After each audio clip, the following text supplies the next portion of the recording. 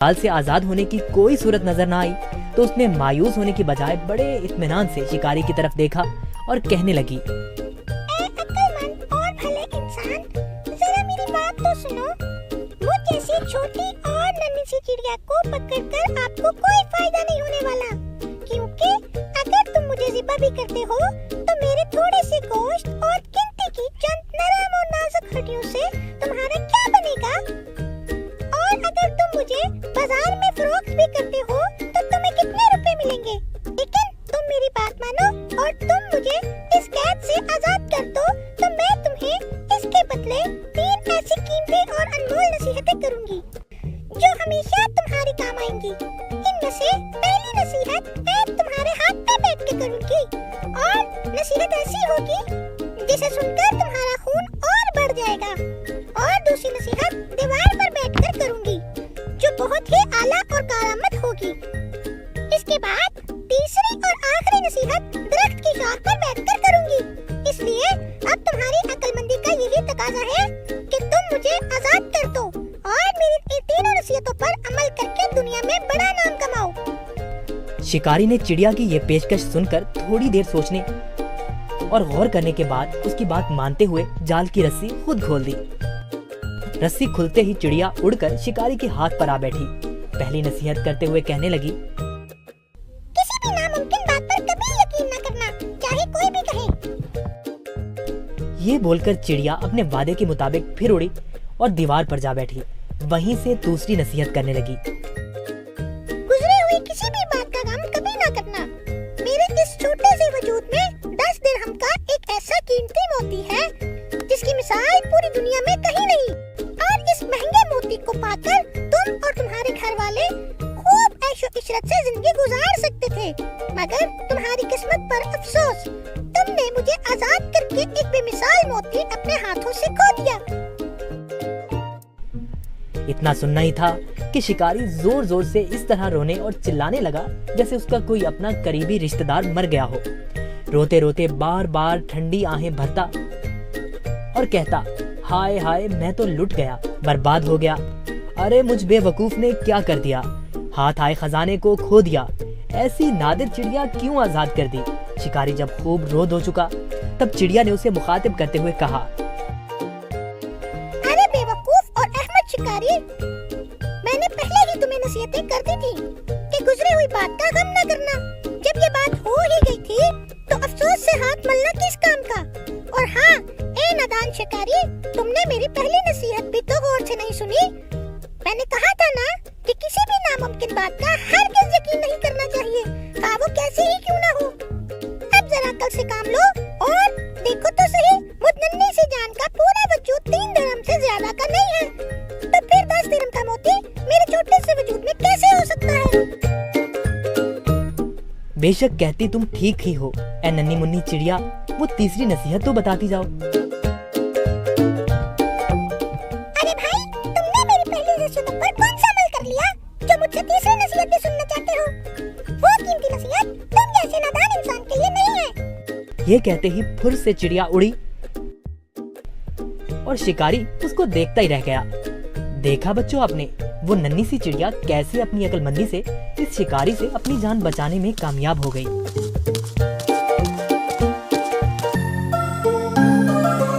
कामचोर काहिल गधा। पुराने जमाने की बात है, एक ताजिर था जो शहर से दूर एक गांव में रहता था।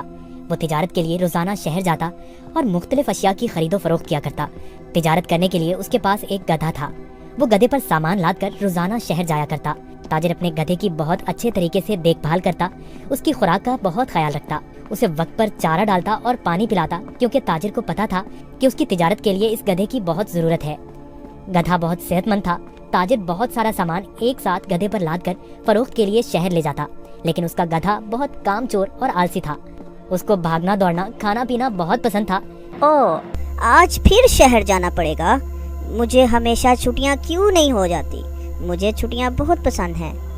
मेरे मालिक को तो हमेशा काम की ही पड़ी रहती है, पर मुझे फारिग रहना बहुत पसंद है।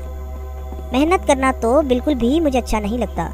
ताजिर अपने गधे पर सारा सामान लादकर शहर ले जाता और ताजिर को शहर जाने के लिए एक नदी को पार करना पड़ता था। शहर जाकर वो सारा सामान बेच देता। ताजिर को हर रोज बाजार की मांग के मुताबिक अशिया की तिजारत करनी पड़ती थी। कभी कपास तो कभी नमक, कभी सब्जियां तो कभी फल। ताजिर को पता लगा कि बाजार में नमक की मांग बहुत बढ़ गई है। ठीक है, मैं बहुत जल्द ही नमक लेकर आ जाऊंगा। उसने अपने गधे पर 4 बोरियां नमक की ला दी, पर उसको मालूम हो गया कि 4 बोरियों का वजन काफी ज्यादा है। ओहो, मेरा गधा इतना वजन नहीं उठा सकता, इसका वजन थोड़ा कम करना पड़ेगा, यही ठीक रहेगा।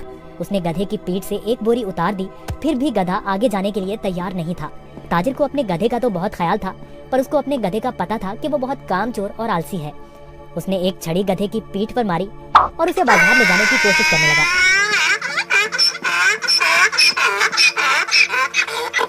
चलो, अब मुझे पता है तुम बहुत आलसी हो, तुम्हें शहर जाना बहुत जरूरी है, क्योंकि बाजार में इस वक्त नमक की बहुत मांग है। ताजिर ने सारा नमक फरोख्त कर दिया। ओहो, सच में बाजार में नमक की बहुत मांग है। ताजिर ने फिर रोज की तरह शहर में नमक फरोख्त करना शुरू कर दिया। गधे पर कभी 3 तो कभी 4 बोरियां लाद कर बाजार जाना पड़ता था, जिसकी वजह से गधा नाखुश था। पर वापसी पर गधा बिल्कुल खाली आता और बहुत खुश होता। रोज की तरह ताजिर ने फिर से 4 बोरी गधे की पीठ पर लादी और शहर की तरफ निकल पड़ा। जब वो नदी के पास पहुंचा तो उसे पानी ज्यादा नजर आया। हमें बहुत ध्यान से आहिस्ता आहिस्ता चलना होगा ताकि हम पानी में कहीं गिर न जाएं। जैसे ही उन्होंने आधी नदी पार की, अचानक गधे का पाँव एक बड़े पत्थर से लगा और गधा फिसल गया और पानी में बैठ गया। ओहो, तुमने ये क्या किया? बोरियां तो अभी भी मेरी पीठ पर हैं, लेकिन मुझे इतना वजन महसूस नहीं हो रहा। ये एक जादुई नदी है। गधा इस बात से हैरान था कि नदी में फिसलने की वजह से उन बोरियों का सारा नमक नदी में घुल गया था और बोरियों में से नमक खत्म हो चुका था। इसकी वजह से गधे को वजन महसूस नहीं हो रहा था, क्योंकि बोरियों में नमक बचा ही नहीं था, सब खत्म हो चुका था। ओहो, मेरी सारी मेहनत जाया हो गई। अब मैं शहर जाकर क्या करूँगा? सारा नमक तो बह गया है। शुक्र है खुदा का, मेरा गधा तो सही सलामत है। गधे को कुछ नहीं हुआ। अब शहर जाने का कोई फायदा नहीं, मुझे अब घर जाना चाहिए। वाह, कोई वजन भी नहीं और काम भी नहीं, ये तो कमाल की नदी है। फिर अगले दिन ताजिर ने 4 बोरियां गधे की पीठ पर लाद दी और शहर की तरफ निकल पड़ा।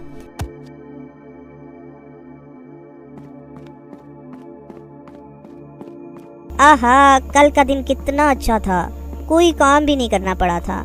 आज मुझे फिर काम करना पड़ रहा है। ठीक है, आज फिर से मैं आलसीपन दिखाता हूँ और अपना वजन कम करता हूँ। फिर तो मैं नदी से ही घर वापस जा सकता हूँ, कल की तरह। वो एक जादुई नदी है जो मेरा वजन कम कर देती है। वो कल की तरह आज भी मेरी मदद करेगी। ताजिर उस दिन गधे की चालाकी से बिल्कुल बेखबर था। रोज की तरह ताजिर अपने गधे के साथ इस नदी के पास पहुंचा तो गधा ताजिर से पहले ही इस नदी की तरफ जाने लगा। ताजिर ने उसे रोका। रुको रुको। गधा फिर से नदी में फिसल गया जहां वो पहली बार फिसला था। ओहो, तुमने क्या किया? काहिल गधे, जल्दी से बाहर आओ। लेकिन बहुत देर हो चुकी थी। बोरियों का सारा नमक नदी में घुल गया। गधे को अब कोई वजन महसूस नहीं हो रहा था। वाह, ये हुई ना बात, कोई वजन भी नहीं और काम भी नहीं। ये दोबारा कैसे? जरा सोचता हूँ, ये जानबूझकर मेरे साथ कहीं चालाकी तो नहीं कर रहा। ओह काहिल गधे, मैंने तुम्हारा इतना ख्याल रखा और तुमने मेरे साथ क्या किया? इसे घर वापस ले जाता हूँ। मुझे पता है, अब देखो मैं तुम्हें कैसे सबक सिखाता हूँ। गधे ने सोचा, मैंने काम चोरी का ये अच्छा तरीका ढूंढा है, पर ताजिर का तो आज कुछ और ही जहन था। अगले रोज ताजिर ने गधे की पीठ पर 6 बोरियां रुई की लाद दी, लेकिन गधे को थोड़ा सा भी वजन महसूस न हुआ। ओहो, इतनी ज्यादा बोरियां? कोई मसला ही नहीं। शहर तक जाना किसने है, इस जादुई नदी तक तो जाना है बस। और वो शहर की तरफ जाने लगे। जब वो नदी के पास पहुंचे तो अचानक से गधा नदी पार करने लगा और उसी जगह पर फिसला जहां वो पहले फिसलता था। ताजिर बाहर खड़ा होकर ये सब मंजर देख रहा था। ओहो, ये मेरी पीठ पर इतना वजन कहाँ से आ गया? ताजिर बहुत समझदार आदमी था। उसको पता चल गया कि उसका गधा जानबूझकर ये सब उसके साथ कर रहा है। इसलिए ताजिर ने इस दफा बोरियों में नमक के बजाय रुई भर दी थी। जैसे ही गधा नदी में फिसला तो रुई ने पानी जज्ब कर लिया और गधे की पीठ पर वजन ज्यादा हो गया। हाँ हाँ हाँ, तुम मुझे इतने दिनों से बेवकूफ बना रहे थे। तुम्हारी इस हरकत से मेरा बहुत नुकसान हुआ है। तुम्हें इस बात का अंदाजा भी है क्या? अब तुम इसी तरह बोरियों के साथ घर जाओगे। गधे को उन बोरियों के साथ ही घर आना पड़ा। इस तरह गधे ने अपना सबक सीख लिया और उस दिन के बाद गधे ने कभी नदी में फिसलने की हिम्मत न की। इसलिए नतीजा, जैसा करोगे वैसा भरोगे। अगर आपको हमारी वीडियोस अच्छी लगी हो तो इसको लाइक करें,